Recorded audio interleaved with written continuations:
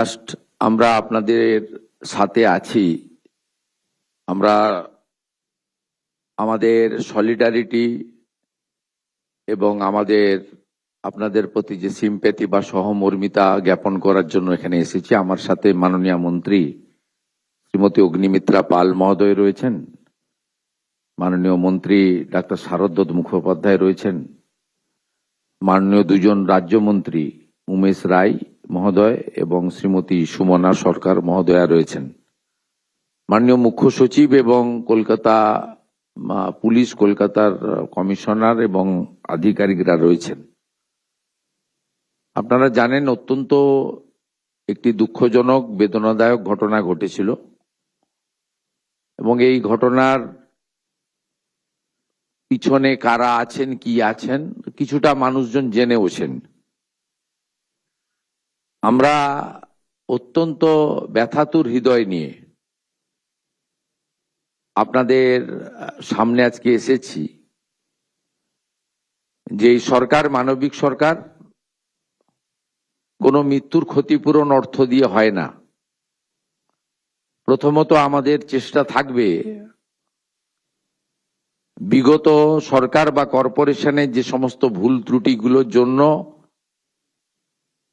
এই ধরনের ঘটনা বারংবার কলকাতা শহরে ঘটছে, গার্ডেন রিচ থেকে তারাতলা, সেগুলো থেকে আমরা যাতে কলকাতা তথা রাজ্যবাসীকে মুক্তি দিতে পারি, তার জন্য সরকারের পক্ষ থেকে কি কি ব্যবস্থা নেওয়া হয়েছে মাননীয় মুখ্য সচিব সংক্ষেপে আপনাদেরকে জানিয়েছেন, যেহেতু মিডিয়ার বন্ধুরা এখানে আছেন।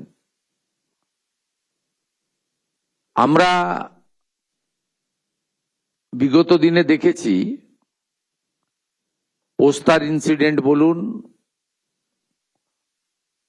মাঝেরহাটের ইনসিডেন্ট বলুন, গার্ডেন রিচের বলুন, বড়বাজারে ফায়ার ইনসিডেন্ট বলুন, কিছুদিন আগে তিলজলাতেও, এইসব ক্ষেত্রে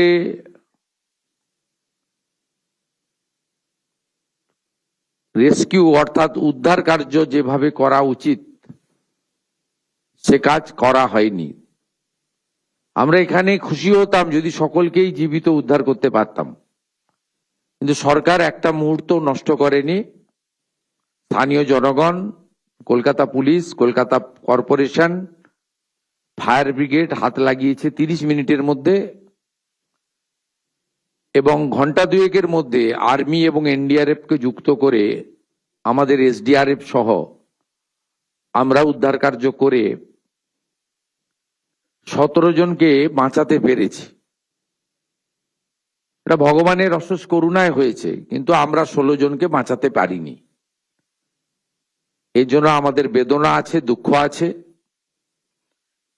এবং আমরা ভবিষ্যতে চেষ্টা করব যাতে এই ধরনের ঘটনা না ঘটে। আপনারা অত্যন্ত অর্থনৈতিকভাবে দুর্বল ও সমাজের অর্থনৈতিকভাবে পিছিয়ে পড়া মানুষ, সেই কারণে রুটি রুজি পেটের টানেই এই ধরনের ঝুঁকিপূর্ণ কাজ আপনারা করেন, আপনার পরিবারের লোকেরা করেন। আপনাদের সরকার আপনাদের পাশে, এইটুকু আমি বলতে চাই। আপনাদের মধ্যে যদি কেউ সরকারের জন্য কিছু উপদেশ, পরামর্শ বা কিছু আপনাদের বক্তব্য রাখতে চান, সকলে নয়, একজন বা দুজন সংক্ষেপে আপনারা বলতে পারেন। আমরা শুনতে চাই এবং আমাদের ক্ষমতার মধ্যে থাকলে আমরা নিশ্চয়ই আপনাদের সেই আশা বা বক্তব্য পূরণ করব। ওয়্যারলেস দিয়ে দিন, বসেই বলুন, মঞ্চে আনার দরকার নেই। ওইখানে আপনি আপনার চেয়ার থেকে বলুন, আপনি আপনার চেয়ার থেকে বলুন, চেয়ার থেকে বলুন, কাউকে অ্যাড্রেস করার দরকার নেই। আপনি সংক্ষেপে বলুন, স্পেসিফিক, দুজনকে স্কোপ দেন, তারপরে আমাদের যে কাজটা আছে আমরা করব। আমি বলতে চাই, আপনার নাম? শিউলি রজক, আমার হাজবেন্ড পাপ্পু কুমার রজক। আমার তো মাথার উপর দিয়ে ছাদ চলে গেছে, খালি এইটুখানি বলতে চাই। সরকার দিয়ে যেটা ঘোষণা করেছে সেটা তো আমার সারা জীবন হবে না।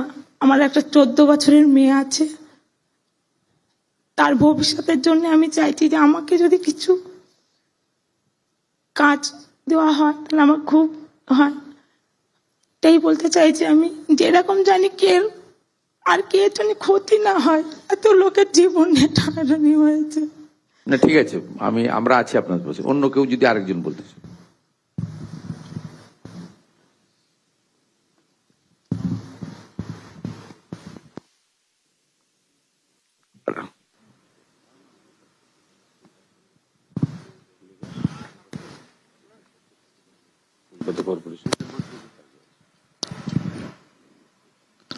हम लोग काम करने गए थे सब, हम लोग नहीं जाने कि ऐसा घटना होगा।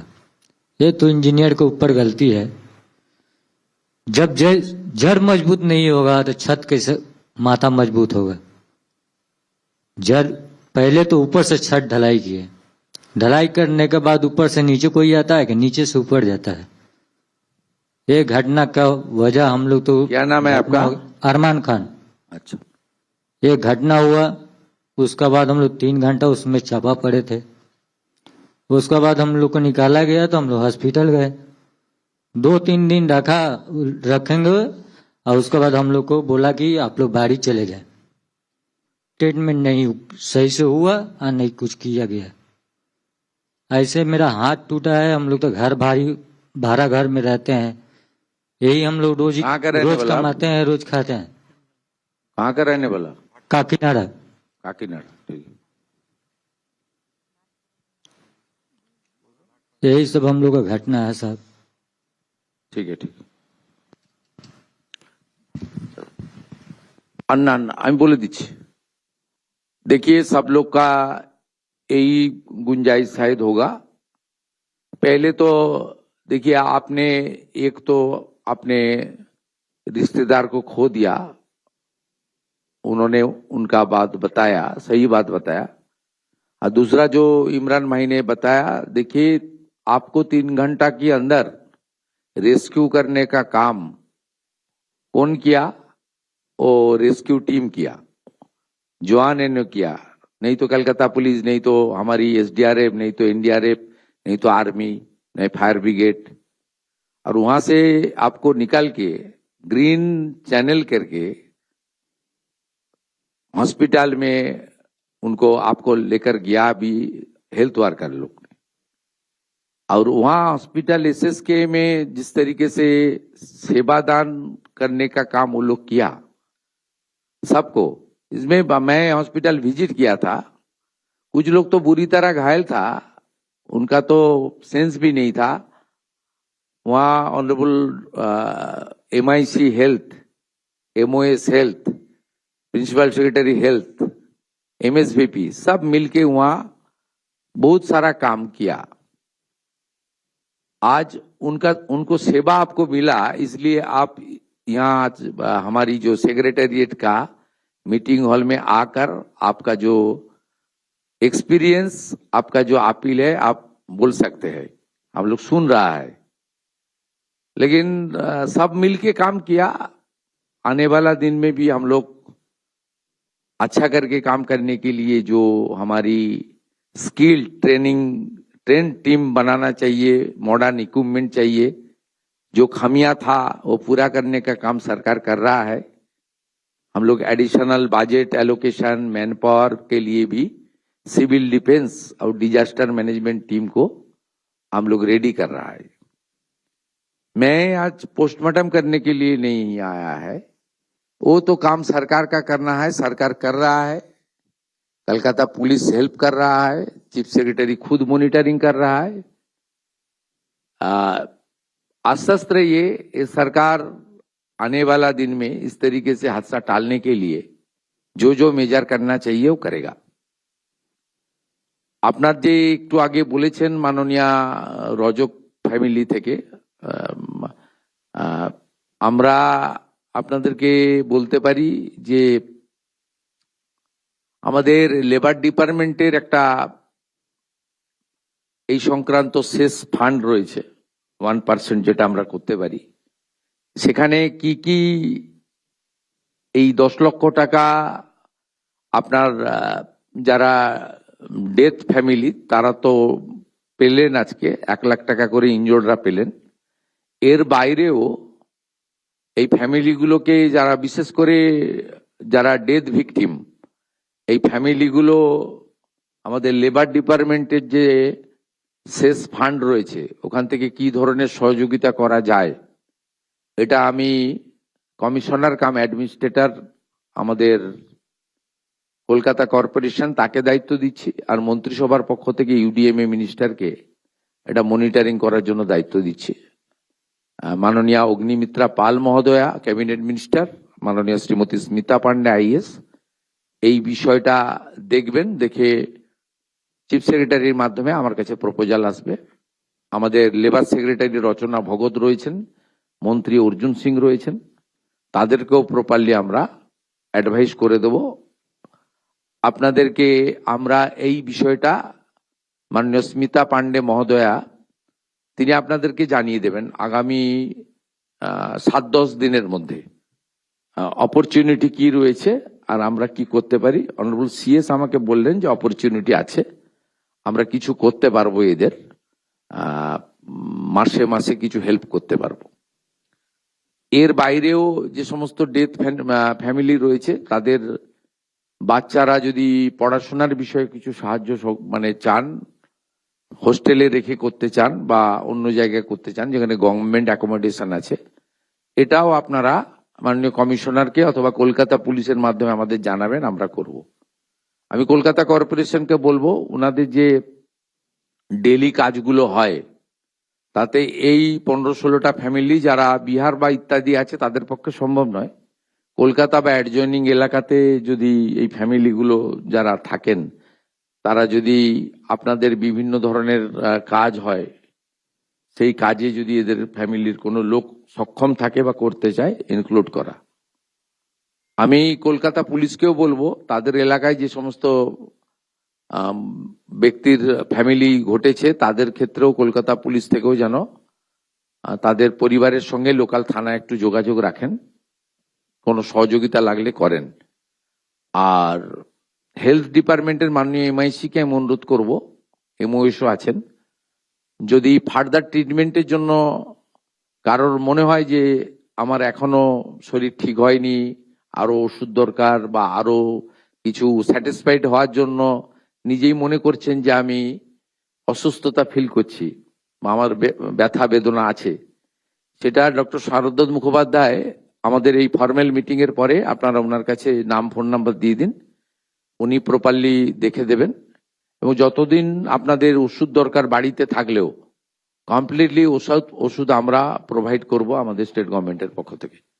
এই বিষয়গুলো আমি আপনাদের বললাম এবং আশা করি আপনারা ধীরে ধীরে আপনাদের শোক কাটিয়ে উঠবেন এবং নতুন ভাবে আপনাদের পরিবারের বাকি যে লোকজন রয়েছে তাদের দিকে তাকিয়ে আপনারা আবার স্বাভাবিক জীবনে ফিরে আসবেন। আপনাদের সরকার আপনাদের পাশে। मैं सबको मेरा दिल से मेरा आभार प्रकट कर रहा हूं। आप लोग का जो दुख की घड़ी चल रहा है उससे आप निकल के आइए और नॉर्मल लाइफ लिव करने का कोशिश कीजिए। स्टेट गवर्नमेंट की ओर से जो जो करना है हम कर रहा है, आने वाला दिन में भी हम लोग करेगा। सब अच्छा रहिए, सही सलामत रहिए, भगवान का पास यही मेरा प्रार्थना है। इसी का साथ मैं मेरा बात यहाँ खत्म करता हूँ। এর থেকে ভালো আর কিছু হয় না। আপনারা সবাই সিটে বসে যান, মাননীয় মুখ্যমন্ত্রী নিজেই যাচ্ছেন আপনাদের কাছে। রোহিত চৌধুরী তার স্ত্রী নীলম চৌধুরী দাঁড়াবেন। এরপরে কৃষ্ণ চৌধুরীর পরিবার থেকে এসেছেন সুচিতা চৌধুরী, তার স্ত্রী দাঁড়াবেন। রাহুল চৌধুরীর পিতা আছেন এখানে, রামপ্রসাদ চৌধুরী দাঁড়াবেন। চন্দ্রমা চৌধুরীর স্ত্রী রয়েছেন শোভা দেবী।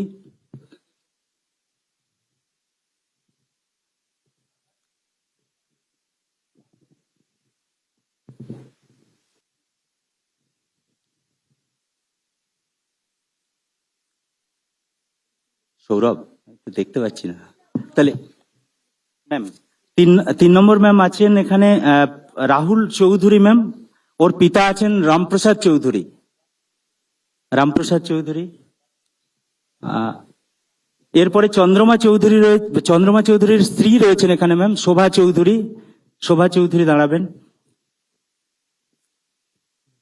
পাপ্পু রজক মারা গেছেন, তার স্ত্রী শিউলি রজক।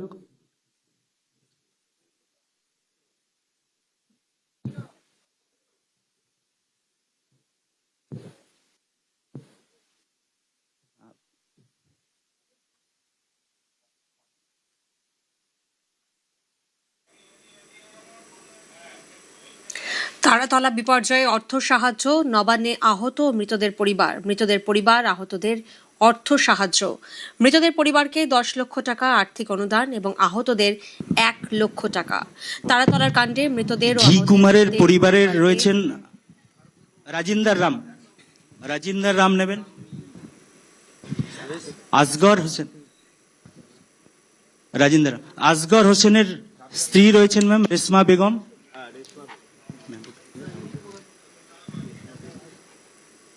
তারপরে সাহিল সর্দার, তার পিতা আছেন নাচিম সর্দার, আপনি দাঁড়াবেন এদিকে।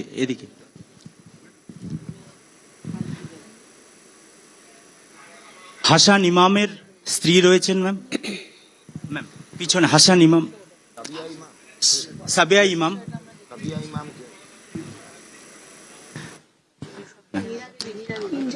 হ্যাঁ ম্যাম,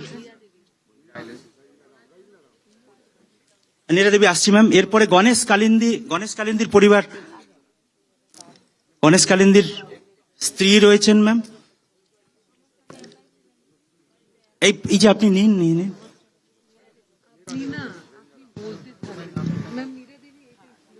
না ম্যাম, এটা রাজিন্দার রাম, আপনার বাড়ি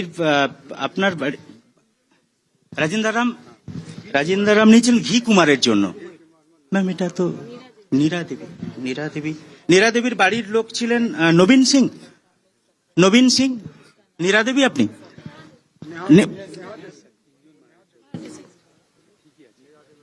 নীরা দেবী, হ্যাঁ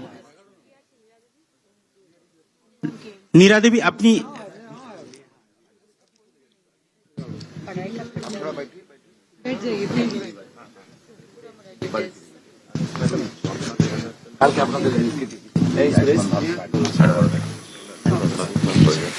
তারাতলার বিপর্যয়ে মৃতদের ও আহতদের পরিবারকে আর্থিক অনুদান তুলে দিলেন মুখ্যমন্ত্রী শুভেন্দু অধিকারী। তারাতলা বিপর্যয়ে অর্থ সাহায্য, নীরা দেবীর বাড়ি আহত মৃতদের পরিবার নবান্নে।